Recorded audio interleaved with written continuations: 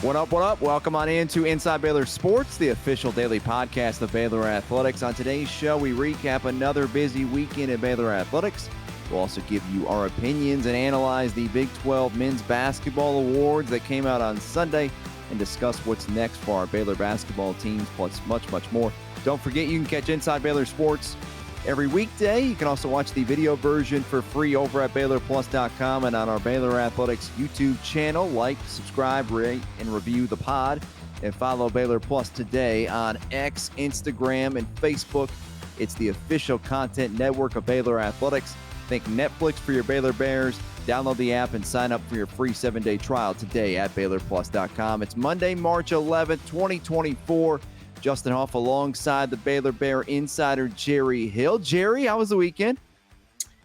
It was busy, Justin. I'm sure just like you, trying to follow everybody. I mean, I did go to softball a couple times, but a lot of it was just following, on the whole ESPN Plus thing. That's such a great bonus, having that and being able to watch pretty much everything. So yeah, a lot of sports going on this weekend, as always is the case in the spring. That's the key. There was a day, Jerry, that you could not follow all the sports. As much as maybe the early adopters, I think in 18, 19, 20, some fans were, I don't want to do this streaming thing. But just fast forward in about 5 to 7 years, it may all be streaming. And so, I think the Big 12 did a great job of getting in the mix there. But thankfully for us, we can catch pretty much every sport on Big 12 now on ESPN Plus. Yeah, it's great. I love it. And I like the home events. Sometimes I'm at the home event, so I don't get to see the ESPN Plus broadcast. But man, I love having it where you get to watch the home broadcast, because those are really well done. I'll say that for our crew, but also just always enjoy hearing the broadcasters that we supply. So yeah, it's fun, Justin, and you're right. It's really hard, or was hard, being able to cover as much as we do without that, because otherwise you're just kind of following on the internet and basically tracking it, not watching it. All right, let's jump into some sports talk here. Baylor men's basketball. The regular season's over. 22-9, 11-7 in conference play. Number 3 seed in the Big 12 championship this week, which begins for Baylor on Thursday night at 8:30. We'll get into more of that in just a sec here. But Texas Tech this weekend. Hey, Jerry, before the game, Baylor knew it was the number 3 seed. Not a lot to play for. Really, the only thing to play for was NCAA tournament seeding and, some things there. But a game that's tough. You go out to Lubbock. It's loud. It's rowdy. It's a tough place to finish out your regular season with not a tremendous amount to play for. There was some, but this is one of those games, hey, just flush it, right, and move forward. Yeah, and I think the way both teams played, honestly, because Tech, I believe at that point, didn't have anything to play for either. I think they were locked into the 4. They had the double bye. We had the double bye. We were locked into 3 after Houston beat Kansas like that. So, yeah, neither one of them had a lot to play for.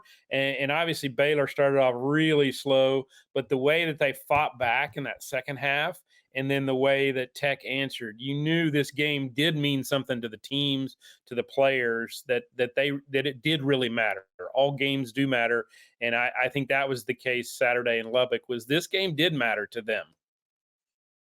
Yeah, I think the biggest key takeaway out of this game was Langston Love's back. Okay, that was the biggest piece, and that the team's healthy and they came out of the game healthy. There's other games that occurred over the weekend. Kansas, Hunter Dickinson that came out injured, right?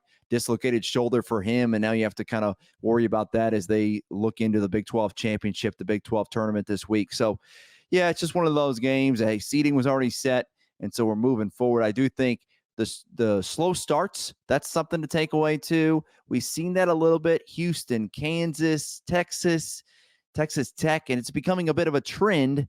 And so you definitely need to clean that up, Jerry. Yeah, absolutely. I mean, that has been a struggle of late. Just not being able to get out to not even good starts, but really having bad starts. I mean, you're down 16-2, 4 minutes or whatever into this game. I mean, that you just can't fall that far behind. And I guess that's what's amazing, is that they actually, fought their way back and actually took the lead in the second half. But yeah, you can't keep doing that and knowing that, hey, we're fixing to be into that one and done stage. So you better get it together. You better get off to better starts, whatever it takes. But that was frustrating the other night watching that. And like you said, it has definitely been a trend of late, for whatever reason. But they are able, I think they have that confidence that no matter what the hole is, they can always dig out. But you'd rather them not dig that hole. You'd rather them, kind of get off to a better start and just sustain the lead. So I don't know what the answer is there, Justin, but I think that's something they have to fix before the NCAA tournament.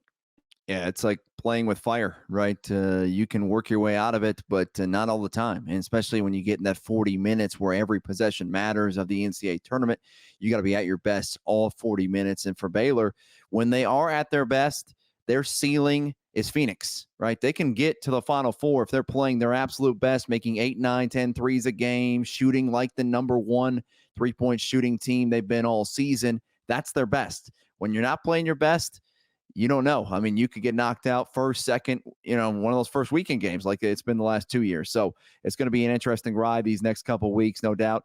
The Baylor, the Big 12, I should say, men's basketball awards came out on Sunday. And Jerry will take a look at these awards. And I think for one thing, Jacoby Walter, that was the headliner for Baylor, the freshman of the year in the Big 12 conference. He was preseason freshman of the year. And so he picks up the regular season award, freshman of the year. And I almost thought this one, honestly, I'm anti-Co. And Obama and I talked about this, but this is one of those that you could honestly gave this to Eve and Jacoby. I mean, Eve was so strong late in the season, but big time congrats here to Jacoby Walter, the third Big 12 freshman of the year for the Baylor Bears. Yeah, and the second straight to be, both preseason and, Big 12 freshman of the year in the same season. Keontae George last year, and then Jacoby this year. And I believe the release said maybe the 12th overall in Big 12 history, but the second straight Bear to do that, to be both the preseason and the postseason or whatever, regular season Big 12 freshman of the year. So yeah, Jacoby, there's been some games where he's been a little bit off and maybe he's not going to score 20 points every night, but he's been pretty consistent in terms of, he's going to produce, he's going to contribute in some way. And I think he became a better defensive player, so he's got so much game. And I know in the broadcast the other night, they were just raving about him. I believe it was Adrian Branch that was talking about him. Man, he is so good. He's so smooth. And, to be 18, 19 years old and be that good, have that much talent, he has been fun to watch. And I think he deserved it. And I think if you look, Justin, at the full body of work now, the way that Nikki Collin does it, and I don't know if this is the way the coaches are supposed to do it or not, but she just looks strictly at your conference stats, your conference numbers. She doesn't even look at any of the other games. She bases it solely on that. So I hadn't looked at that to see how close Eve would be with Jacoby for the season. I know Jacoby is obviously Baylor's leading scorer, almost 15 points per game. And Eve's around 11 and a half. So there is a difference there, but maybe in conference it was a little bit closer. Yeah, I'm definitely always against Co. But when you have a chance for two Baylor Bears to share the trophy, I'll take that. But yeah, great for Jacoby Walter to get that. If you look at the other awards, nobody on the first team. The second team, Ray J. Dennis. Third team, Jalen Bridges, Jacoby Walter, and honorable mention, Langston Love and Eve Meese. Eve did make it on the Big 12 all-defensive team. Big 12 all-newcomer team. That was Ray J. Dennis. And then the all-freshman team, Eve and Jacoby, two of the five guys there. And in terms of the major awards, Coach of the Year, Kelvin Sampson. Player of the Year, Jamal Shedd. Most Improved Player, Dylan Dessou. Defensive Player of the Year, Jamal Shedd. Newcomer of the Year, Hunter Dickinson. Freshman of the Year, like we said, Jacoby Walter. And then the Sixth Man of the Year went to Jackson Robinson. And, instantly I'm like, oh, man, I'm going to have a take on this. But if you go over and look at Jackson Robinson, and, man, he was good against us. You look at the stats. Okay, Jackson Robinson, I see it. Almost 14 points per game. I mean, he was super strong. And I think what came down to this was Langston Love just being out too many games.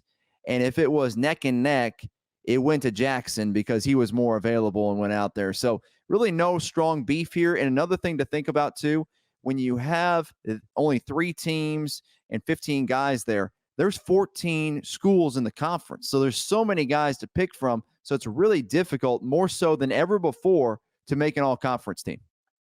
No, I agree. I think, with the expanded league, and now we're going to have even more next year with 16 teams. It's really hard to be all conference. So if you're even, say making a third team all conference, you're a really good player. Because like you said, there's 14 teams in the league right now, and I guess there were 15 on those first, second, and third teams. So you're one of the top 15 players in a 14 team league. So you're really good. So, Baylor got 3 of those out of the 15. So that's, I thought, there's years where I'm thinking, man, Baylor didn't get enough or, whatever. But I think this year was about right. I don't know that anybody played, well enough all throughout the year to get first team. I might have put in Jalen on second team as well, just because of how he played down the stretch. But that's probably right. Jalen and Jacoby on third team, and then Ray J on the second team. He led the league in assists. So, yeah, I thought Baylor kind of got its due this year when sometimes they don't always do that. All right, let's take a look now at the Big 12 championship bracket on the men's side. And very interesting bracket. So it all starts Tuesday with the first round. The Baylor Bears get the double bye. So quarterfinals, they are the final game on Thursday. Game number 10, if you're looking at the screen on BaylorPlus.com or also on YouTube. But the first round games, interesting teams there. Obviously, all these teams, Oklahoma State, UCF, West Virginia, Cincinnati, really have to run the table to make the tournament. But you look down at Baylor's area, and normally most years you see Kansas in the second round, and you're going to maybe have to play them in the quarters. You're maybe scared. But Kansas this year is, had some injuries, and Hunter Dickinson is down as well. But that road is interesting one, Jerry, with possibly meeting up against Kansas in the quarters on Thursday night. Yeah, that's crazy. I mean, just in the sense that they wouldn't be one of the 4 teams getting a double bye. That alone is really strange. But for them to finish as the 6th seed anyway in the tournament, because BYU passed them on that last day.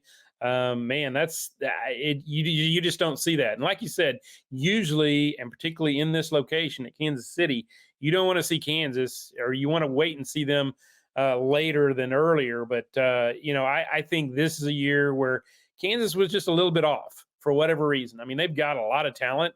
I think they had 2 first teamers, didn't they, on the All Big 12 team? So they've got talent.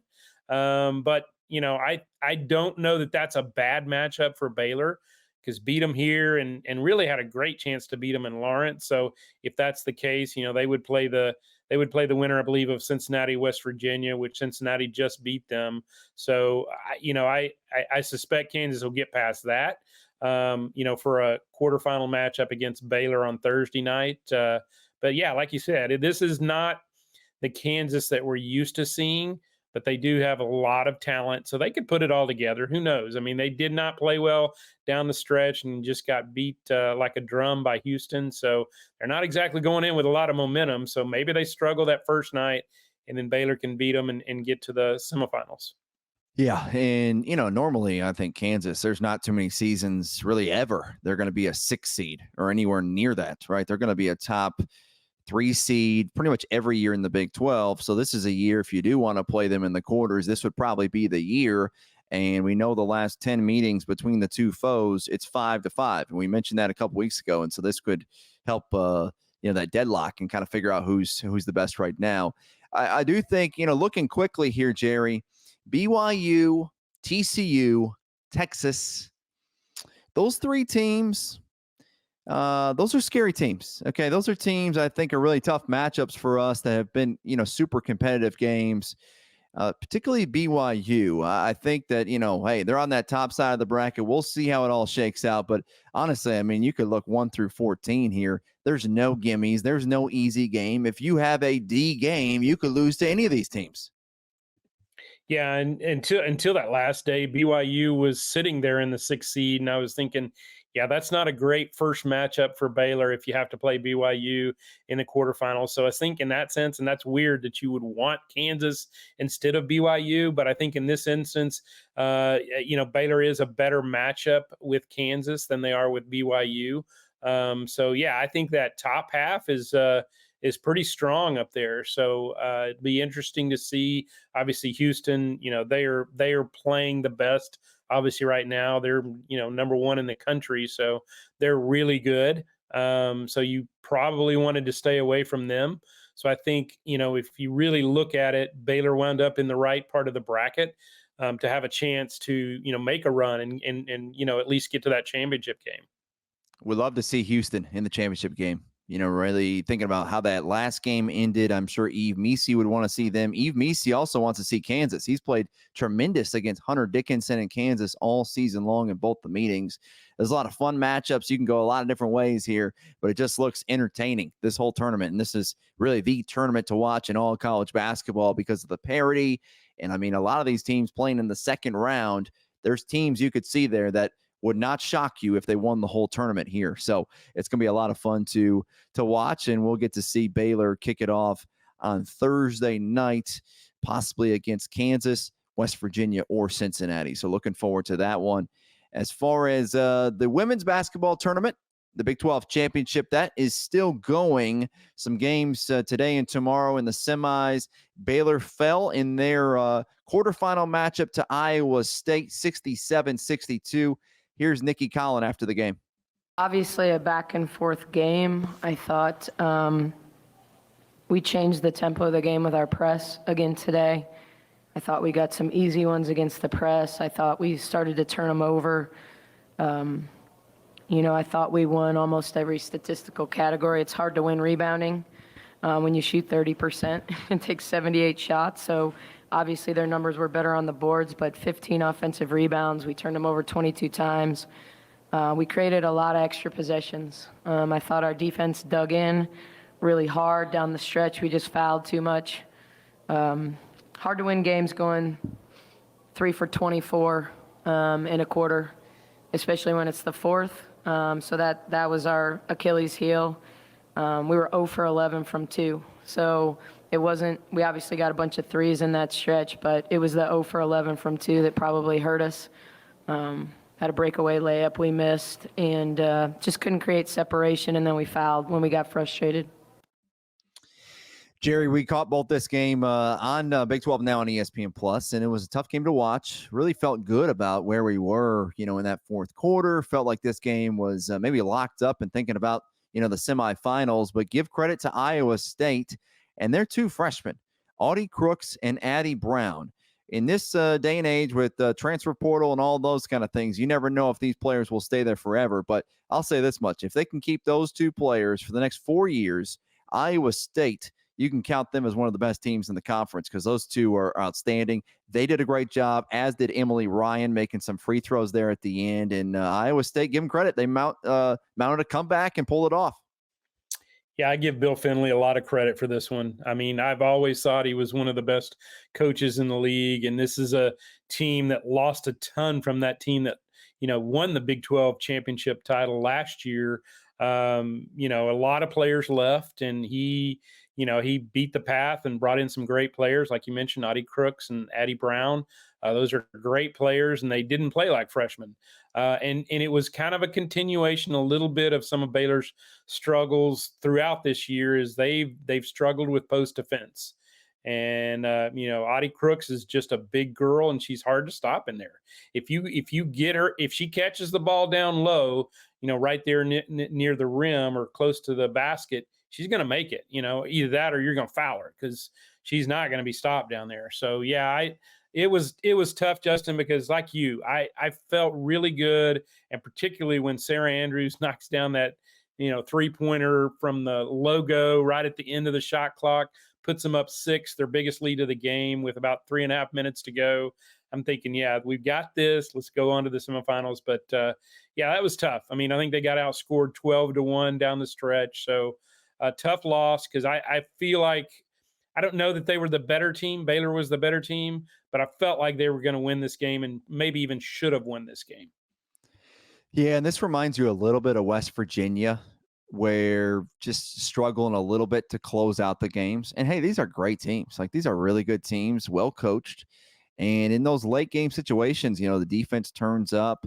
Suddenly, every possession matters a little bit more, and it's magnified. And so, one mistake almost feels like two, and one big bucket almost feels like two on their end. And unfortunately, I think we were able to, manage the West Virginia game. We're fortunate. Jada Walker, great play. Jana Van Geitenbeek with the free throws, but this one just didn't quite have enough.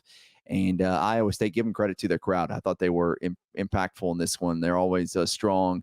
They're Hilton South, they call it, around there, those parts. But yeah, it's one of those situations where Baylor's got to learn from it, right? And Nikki talked about it. Some of the fouls, frustration fouls, 70, 80 feet away from the hoop. You can't have those, especially when you're in the penalty. And if you're going to foul somebody like Emily Ryan, that's going to be a problem because she's going to make it. Poor shot selection, or just, in some cases, if you're open, you just got to make those shots. They say a lot of times in the NBA, it's a make or miss league. You make shots, you stay in the NBA, like a Jamal Crawford, 20 years in the NBA. You miss, suddenly you don't get a contract.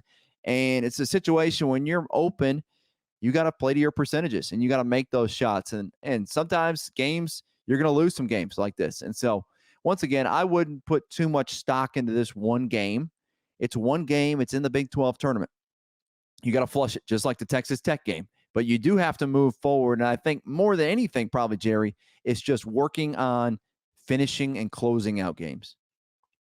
Yeah, that's been the struggle, really both ends, like you said. I mean, they struggled out of the gates against Iowa State and certainly have struggled, closing out games in the fourth quarter. Her message after the game was, because they did, Justin, you're right. They got a lot of open shots. And her message was, hey, if you're not making open shots, you better get in the gym. And hopefully they do that because they've got a couple of weeks before, the NCAA tournament starts. So they've got time. Get in the gym, get some shots up, and feel more confident with that shot. All of these, and a lot of those ones that were missing shots, they're all good shooters. So they just missed some shots that they would normally make. And like Sarah had a couple in the lane, just little jump shots that you just expect her to make, and she didn't. So those are things, yeah, if you can get those things fixed, and like you said, close out games better, when you've got a team on the ropes, you got to finish them. And they didn't finish Iowa State. Iowa State hung around, and they made those free throws down the stretch, and they won the game. You can say Baylor lost it, but I think Iowa State won it because they did what they needed to do down the stretch. Addie Brown had said, just as a freshman, she had said, when the last 3 minutes came to us, we said, how bad do you want it? And whoever wants the game more is going to win it. And that should be a straight shot to Baylor, right? If I'm one of the players, exactly what you said, Jerry, get in the gym. That's how bad I want it. I'm going to spend extra time. Like, you're going to have to kick me out of the gym. That's how much time I'm going to be in there. Take my key card away, right, Jerry? And we'll see, these next couple of weeks. This can be great for you to have this kind of loss, kind of a check on you and get you right for the tournament. And that's what's coming up next. And after the game, Nikki was asked about what's coming up next. Here's her thoughts on hosting. Was there any concern that maybe a loss today would affect the potential of hosting or not? Because, number 17. Yes. I'm not going to lie. We want to host. And I think losing in the quarters hurts us for sure. Not because I don't have a ton of respect for Iowa State. I think it's about another good win, another, top 30 net win. It's about momentum going into the tournament. I don't know if we were going to host if we didn't win a championship here, but I think anytime you lose this time of year, you're worried about that for sure. It's not the most important thing, but certainly it's something that we would love to do. And these brackets, they get kind of crazy, right, Jerry? They get crazy. They're updated by the minutes, the hours. And before the game against Iowa State, we were a 5 seed. Now we're a 6 seed. And so obviously you got to be top 16. You're going to be a 4 seed there. And, it's the chances are maybe not great looking at what that looks like. There was opportunity there. Just unfortunately, just not quite maybe enough wins. And I really felt like if they beat Iowa State and beat Oklahoma, Oklahoma's a team that's also playing for that seed. That would probably be enough maybe, but even Nikki had said maybe you have to win the championship to get it. You don't really know, but where you are right now is kind of where you are, and you may have to fight this one on the road. Yeah, I think that is where they are right now. I would be really surprised if the NCAA committee, makes them a host site. It's, like you said, I think it was kind of in their hands. I think if you beat Iowa State and you beat Oklahoma, you've probably got a good shot to host. And then I think if you go on and win in the championship game, you're going to host. That would have been, really 3 more quality wins. And you stack that on that resume that they already have, I think they're hosting. So, like I said, you had it in your hands. You didn't take care of business. So now you're going to go on the road most likely. But they can win. They can win on the road, and they have won on the road. They beat Texas on the road. I know it was when they had just lost Rory Hammond, but that's still a really good Texas team that they beat on the road. So I think this team is capable of going on the road. And like you said earlier, I think when they're at their best and when they play like they need to and they're making shots, they can beat anybody in the country. So I think it's a matter of bring your A game. Defense travels. You gotta play really good defense. And I will say I don't remember if we touched on it yet, Justin, but that press defense that they used against both Tech and a little bit against Iowa State, that looked really good. For something that they haven't used hardly at all, I thought they were really good. And those were both kind of game changers at those moments when they put in the press. Give Tony Green, the assistant coach, credit for that. So I'd like to see that maybe even early, maybe that helps them get off to a good start. So we'll see. It's March Madness, so anything can happen. Would love to see them host, but probably go on the road. And I think they still have a chance to make a run. The funny thing is this time of the year, everything that you just said in terms of, hey, you make your shots, you play your best, you could probably say that about 20 to 25 other teams. And I think this year in women's basketball, there's clearly South Carolina at the top, undefeated. And then there's some really good teams behind them, but there is a tremendous amount of parity. So I would not be surprised if some of the brackets look a little silly, after the first weekend. And so hopefully Baylor is one of those teams that can maybe make the bracket look really silly right after the first couple weekends. But yes, and Nikki had said it. Nikki's as good of an X's and O's coach as you will see across America, men's or women's, WNBA, NBA, college, you name it. And she had said that, hey, the press, it's going to work against some teams, but it also may not work against others, right? You may play in their hands with quicker guards and really strong ball handlers that can get it up the floor, and basically you start their offense. And so you don't want to do that. But we'll see where the matchups, that's a key word, the matchups. We'll be using that word a lot over the next couple of weeks. That is the key here, the matchups. And one thing I would say, I know it's never too late for Christmas for the next year. Don't give us a post. Okay, don't give us someone that's 6'7" like a Aoka Lee, right, Jerry? Let's go against a team that's got a post maybe 6'3" and under. If we can get that, I really do feel like this team, the ceiling is Cleveland, right? They could make it to the Final Four. The floor, could be that second round, and that's kind of where these teams have laid. And I think there's probably 20 other teams that you could say that same thing about. Yeah, like you said, I think South Carolina is a step above. Although I don't know if you caught the end of that Tennessee game.